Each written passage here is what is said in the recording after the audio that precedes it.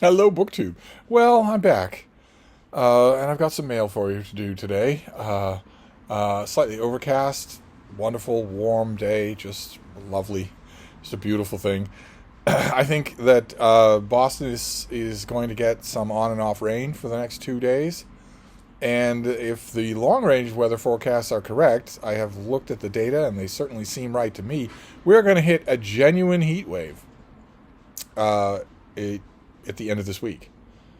I often talk about cheat waves on this channel. A heat wave is 3 consecutive days where the temperature is 90 degrees Fahrenheit or more, as measured at Logan Airport. Uh, and a cheat wave is when you get 5 or 6 days where the temperature is 88 degrees or 89 degrees. So you can't call it a heat wave, but it's still pretty wearing. It's still pretty warm weather, just nonstop. Without every weather like that, it doesn't really cool off at night. But I think at the end of this week, going into the weekend, we're going to have a genuine heat wave, mid-90s Fahrenheit, for at least 3 days. And that's pretty unusual this early out of the gate. So I once again, I stress that I think this summer is going to be punishing for pretty much everybody. Uh, but I haven't made videos in the last couple of days. I had a guest, Christopher Russell, BookTube's own cartoon hedgehog, came over to visit, and it was wonderful. I had a great time, and eventually, I played with that cartoon hedgehog, and I chewed it up, and eventually I spat it out. So it's now dead, as you can see, and that brings me back to BookTube. Now that I'm done tormenting my cartoon hedgehog, that brings me back to BookTube. And what's more central to this channel? What feature do the bots like more than a mail haul? So I thought we'd do a mail haul, starting with a periodical. We have the Martha's Vineyard Gazette, the broadsheet newspaper for Martha's Vineyard off the coast of Massachusetts. There is the class of 25. Look at that. Look at the wall. Isn't that lovely?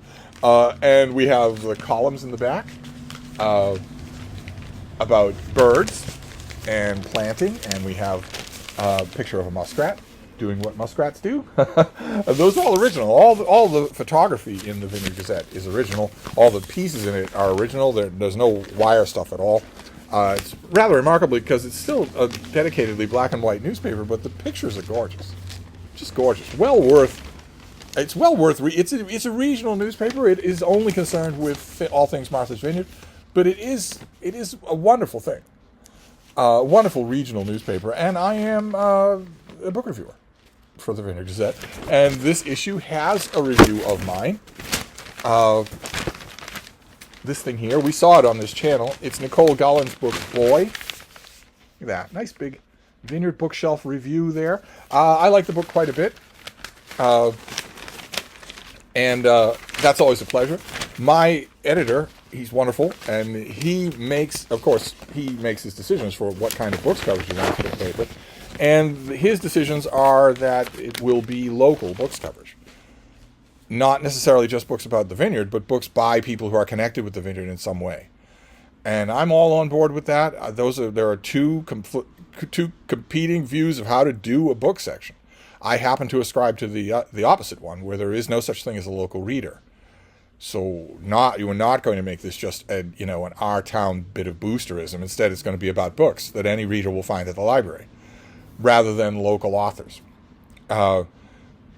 My editor at the Gazette chooses to do it otherwise, and since I'm on board and I'm his biggest fan, I will review anything that he sends to me. But it's an extra joy when the book not only has broad scale appeal. Boy is not about the vineyard; it's set in Shakespeare's England. But also when the book is terrific. That also is really good, because let's face it, no matter what the locality is, I'm not picking on the vineyard here. No matter what the locality is, sometimes a so-called local author won't be all that good. And if your book section has the ethos of boosting those things, well, you don't boost them with a critical review. So it requires a lot more diplomacy than just reviewing a book out in the wild that's taking its chances. That's just the kind of thing that you do. If I can't praise a book, honestly, then I can turn it down. My editor is perfectly okay with that. So, but anyway, it's always nice to get the Vineyard Gazette in the mail, first of all, because I don't know if I'm ever going to set foot on Martha's Vineyard again. I spent a lot of time there. I spent a lot of time there in all weathers, in all seasons, in all frames of mind. I don't know that I'm ever going to set foot there again. If David Murphy wants to go there, I guess that might happen. So I'm not going to say never, but it's an extra pleasure to see your own work. To get your own work in the mail. That's always fun. Now we'll move on to the books, and we'll see what we have here.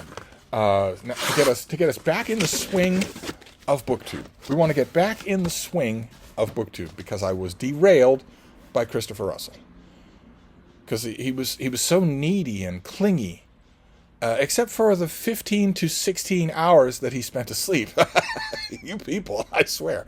All right. What is this? Oh, we don't have a sheet for it. This is by George Lakoff and Srini Narayanan, and it's called The Neural Mind: How Brains Think. How's that for a cover? Look at that.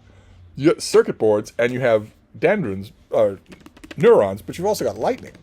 That's just lovely. Very simple to do. So I don't have a sheet for this, and it's a finished copy, so I'm assuming it's out now, or will be out soon. But we can read the dust jacket. What is an idea, and where does it come from? We experience thought as if it were abstract, but every thought is actually a physical thing, carried out by the neural systems of our brains. Thoughts occur when neurons come together to form circuits, and then when simple circuits combine to form complex ones. Thoughts then derive their structure from the circuitry we also use for vision, touch, and hearing. And actually, vision and hearing are also ideas. Believe you me, far more than you might originally think. This circuitry is what also allows simple thoughts to come together into complex concepts, making meaning, creating metaphors, and framing our social and political ideas.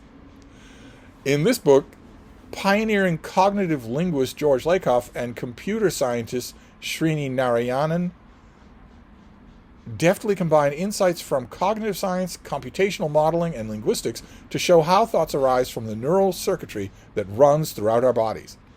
Lively and accessible, the book shows convincingly that the, quote, metaphors we live by aren't abstractions, but deeply embodied neural constructs. Thank God.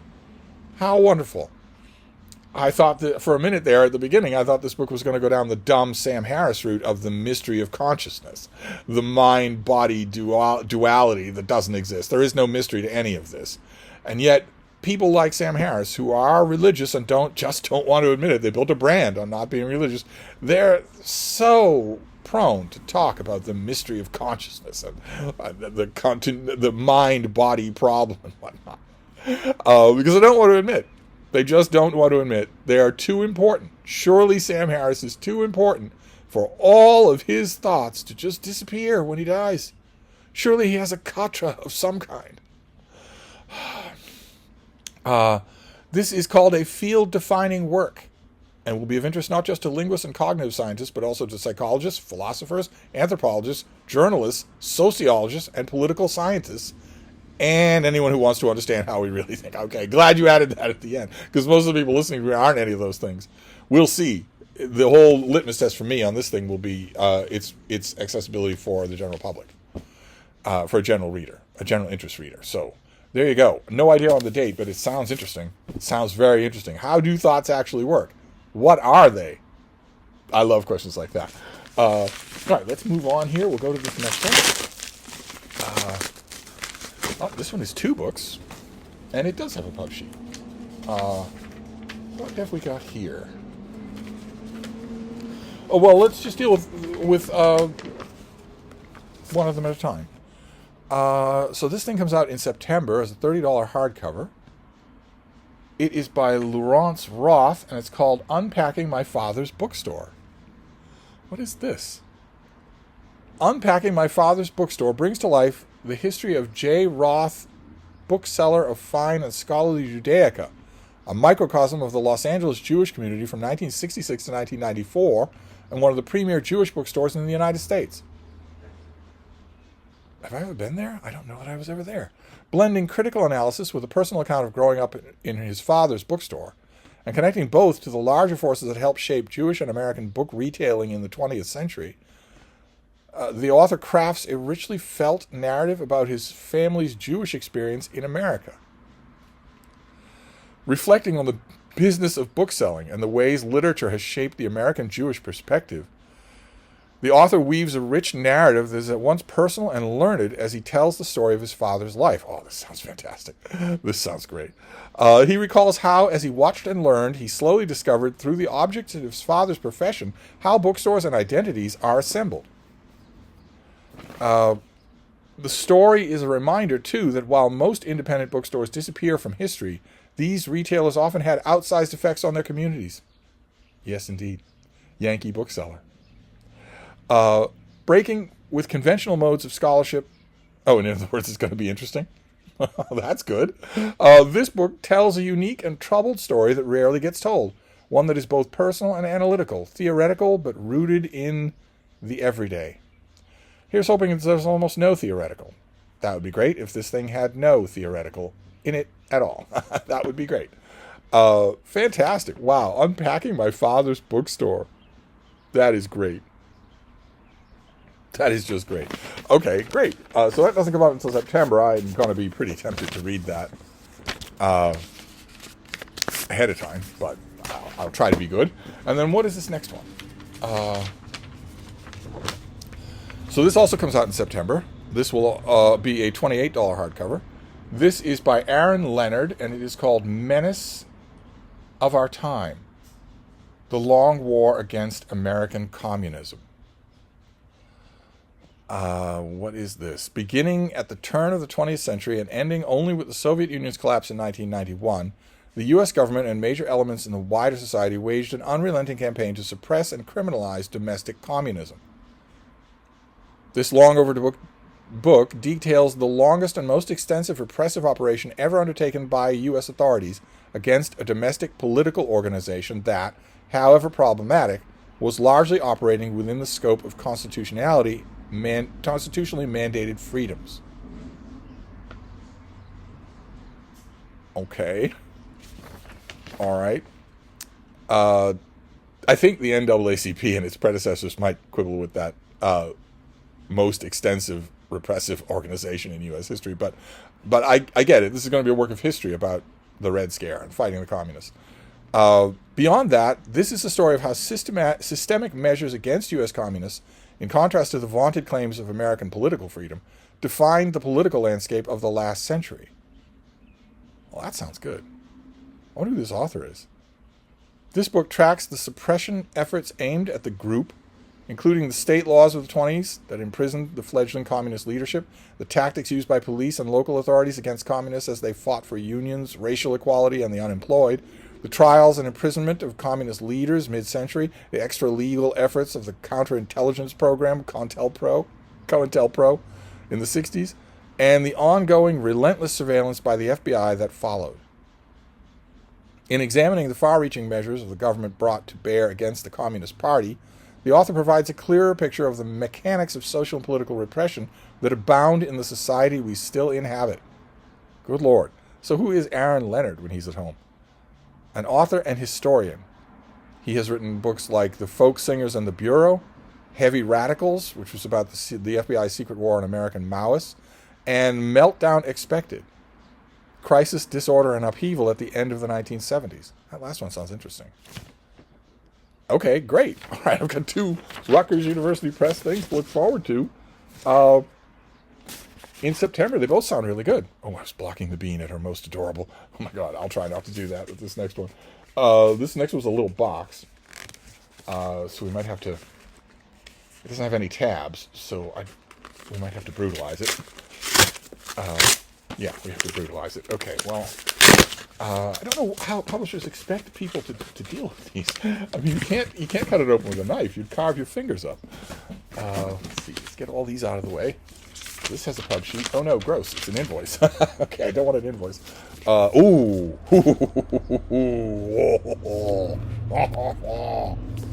All right. This doesn't have a pub sheet either, but oh my. This is from Reaction Books. This is the Medieval Lives series that they do, quite a few of which I really like. And this one is by Michael Staunton, and it is Thomas Beckett and his world. And there he is about to leave his world. We don't have a sheet, so we'll just read the dust jacket here, but I'm sure a lot of you know who Thomas Beckett was. This book explores the turbulent life and violent death of one of the most pivotal controversial figures of the Middle Ages.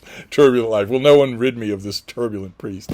From a London merchant's son to Royal Chancellor and Archbishop of Canterbury, Thomas Becket's murder in Canterbury Cathedral on 29 December 1170 elevated him to England's most celebrated saint before Princess Diana. Michael Staunton looks at Becket's complex and contested legacy, drawing from his own words and those of his contemporaries.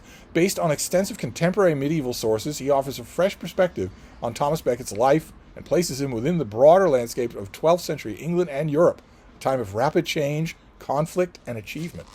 And these medieval lives book have full-color illustrations all throughout, so they're on heavier duty paper. And who is Michael Staunton? He's a professor of medieval history at the University College Dublin. And he's a universally recognized expert on Thomas Becket. And what do we have here? This thing has a chronology in the back and references for every chapter and a select bibliography. Okay, great, fantastic. Well, I have a number of biographies. I've read a number of biographies of Thomas Becket, and this is the latest one. I don't think Thomas Becket is going to get a full dress Life and Times popular biography this year, so this will be the closest that we come. Great, fantastic. These medieval lives books, we've seen quite a few of them over the years here. What have we got here? Bede and the Theory of Everything. That's probably my favorite so far. Christine de Pizan, Francis of Assisi, Frederick Barbarossa, Chaucer, Gutenberg. Gutenberg is over on the shelf now. It comes out this month.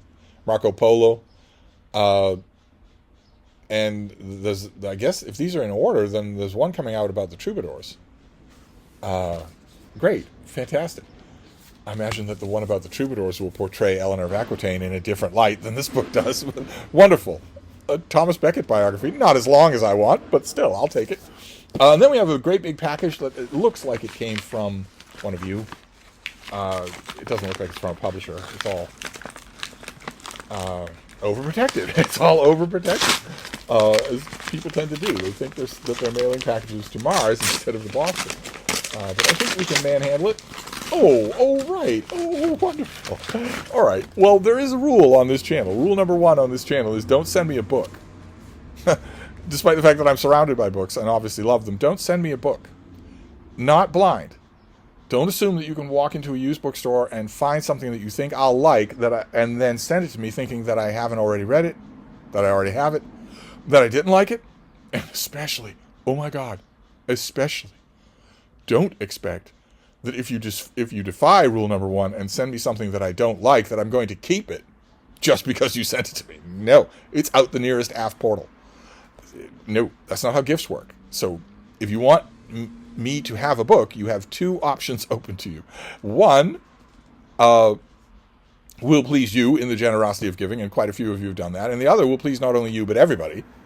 One is to tell me ahead of time what it is. Instead of pretending that I'm a child who's going to be jumping up and down with joy at a surprise, tell me ahead of time. Here's a picture of what I'm thinking of sending you. Are you interested? So that I can say, no, I'm not interested. Don't send me. Thank you very much for thinking of me. That's one way to do it. And you are all under orders to do that for your summer library book sales. Remember, I made a whole video on the subject. Right? You are to go to all of your library summer book sales. You are to photograph all the books there and send the photographs to me and wait there in real time until I respond with what I want. Then you are to grab everything I want, buy it, and mail it to me. But that's one way you could do it. And the other way, the way that benefits everybody, is just call in-store credit at the Brattle Bookshop here in Boston. I go there all the time, and the way it benefits everybody is not only do you get the joy of giving, which is very generous of you, and a lot of you have done that. I can't thank you enough. But also I film what I get there. I film my book hauls from the Brattle, so everybody will get to see it. But this person, the person in question here, is Janet Wortman, the author of Tudor-era historical fiction, who took pictures from a library book sale and sent them to me. I picked out two staples of biography that for some reason I don't have. And she sent them to me. The first one, of course, this is a staple of biography for everybody in the world. Everybody has a copy of this. This is Ron Chernow's biography of Alexander Hamilton with the obligatory, non-removable sticker on the cover there for the crappy Broadway musical. I think I can ignore that or put a Superman sticker over it. And this is really good. I think, obviously, I think the Hamilton Broadway show was drastically overpraised. It is almost incoherent and so insulting to the audience, just so insulting to them. But the book is wonderful. Even though his next book after this was terrible, the book is wonderful. So, and he went on from this to Washington. The Washington biography isn't worth the paper it's printed on. It's awful, just awful. So I was naturally wondering what the next book would be like, but his next two, his Grant book and his Mark Twain book, were both really good. So I think I need not worry about this author anymore. But this book is tremendous. And I as soon as she showed me pictures of the shelves, I realized, I looked up at my biography section and thought, oh my God, I don't have that. And I do want it. And the other one is even more baffling an omission, because this is kind of my subject. One of them, anyway. This is Robert Lacy's biography of Queen Elizabeth II. I have 6 or 7 scattered around here, a whole bunch of Elizabeth II biographies, but I don't have this one. Now, this was the problem with the Queen, is that she lived for so long that then you had the natural impulse when she was alive and was going through all sorts of things to write a biography of her, but the story wasn't even half done. So you run into that problem here. Lacy's a really, really readable author, so I don't so much mind. And also he did some concentrating in this book on aspects of Queen Elizabeth II that other biographers had either been too uninformed or too courteous to concentrate on. For one, her wealth, her property holdings, how much money she has. And also, Lacy is very, very good on the drama that unfolded around Elizabeth's childhood and young girlhood, which saw a king abdicate the throne. It saw World War II. It saw lots and lots of events. He's really good, really punchy with that sort of stuff. So, 2 staple biographies. I mean, Majesty is a staple biography of Queen Elizabeth II, even though so much of her story was still to come. It's still one that you want to have, and I didn't have it. So I immediately felt literarily undressed. So I was very happy to get both of these from a library book sale. So there you go. That is our return to form mail haul. Now that I am back to making videos, now that I'm done moping around here. There's no David Murphy Memorial Cot anymore. There's no shelf that was commandeered for clothing. There's no pitter-patter of little feet. It's nothing like that. Instead, it's just back to me and my fugly little dog.